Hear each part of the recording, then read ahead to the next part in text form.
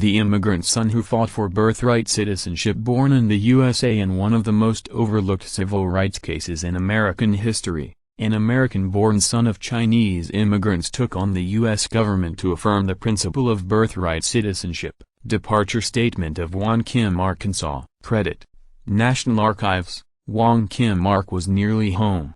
As the steamship Coptic slipped through the Golden Gate on an August day in 1895, the young cook could see the buildings huddled on the steep hills of San Francisco, the city where he was born and spent most of his life. Returning to the United States after spending nearly a year visiting family in China, the American-born son of Chinese immigrants clutched the one-page typewritten document that he believed would ensure his entry into a country that had shuttered its doors to those who looked, dressed and spoke like him. Wong had been born in 1873 above the Sacramento Street storefront owned by his merchant father in the heart of San Francisco's Chinatown. Wong's parents had been among the tens of thousands of Chinese immigrants who came to the United States in the mid-1800s to build the railroads that stitched the country together, supply prospectors chasing fortunes in the California gold rush, and work on farms feeding the growing population in the West. First page of the U.S.-Chinese Exclusion Act. Credit: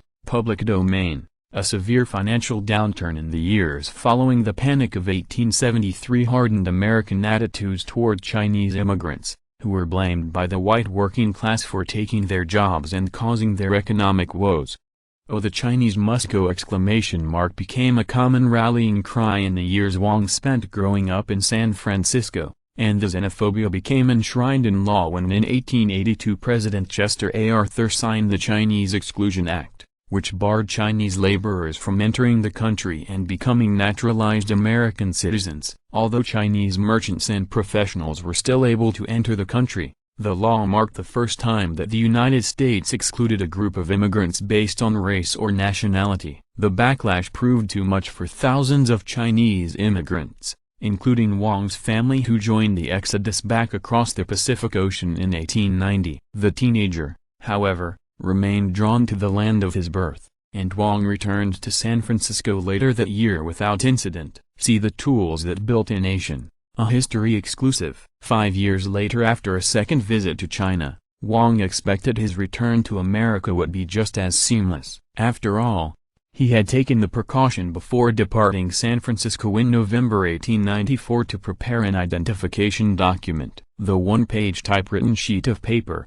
with his photograph affixed to the middle, was signed by a notary public and 3 white San Francisco residents who all attested that he was born in the city and well known to them. The document had been stamped and signed by an inspector upon his departure from San Francisco, but when Wong presented the paper to John Wise, the collector of customs in San Francisco who controlled immigration into the port, he was refused entry. In spite of Wong's birth in the United States, Wise saw him as no more a citizen than the throngs of laborers born in China whom he legally barred from crossing the threshold into America. Wong Kim, Arkansas. Credit: Public domain. For months Wong remained in detention as he was moved from ship to ship anchored in San Francisco Bay. Rather than accepting Wise's decision, however, he decided to take on the United States government. Wong applied for a writ of habeas corpus, which was challenged by a U.S. attorney who wrote, "Oh, Wong Kim Ark has been at all times,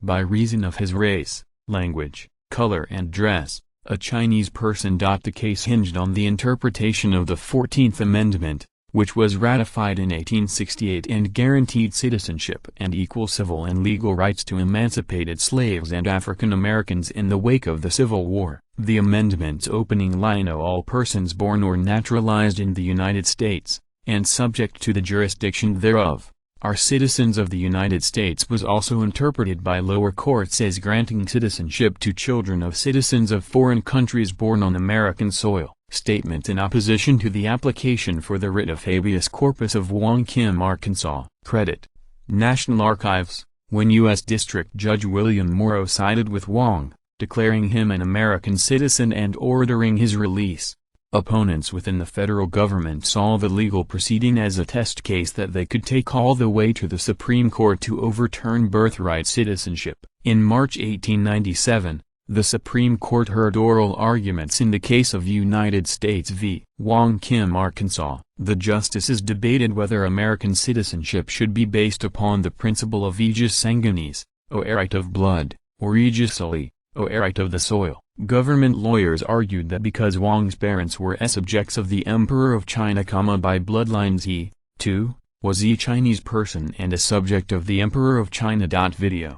America, Promised Land. Rebuilding San Francisco's Chinatown. On March 28, 1898, the court announced in a 6-2 decision that it sided with Wong and affirmed the right to citizenship for children of immigrants born in the United States. The court ruled that the American citizenship which Wong Kim acquired by birth within the United States has not been lost or taken away by anything happening since his birth. Wong Kim's discharge papers. Credit: National Archives. The majority opinion written by Justice Horace Gray also affirmed that the amendment's reach carried beyond African Americans. The amendment, in clear words and in manifest intent, includes the children born within the territory of the United States, of all other persons, of whatever race or color, domiciled within the United States. In his dissent, Chief Justice Melville Fuller argued that the true bond which connects the child with the body politic is not the matter of an inanimate piece of land but the moral relations of his parentage. The Supreme Court ruling and Wong's decision to fight the federal government was a milestone in immigration law. Had the court decided for the federal government,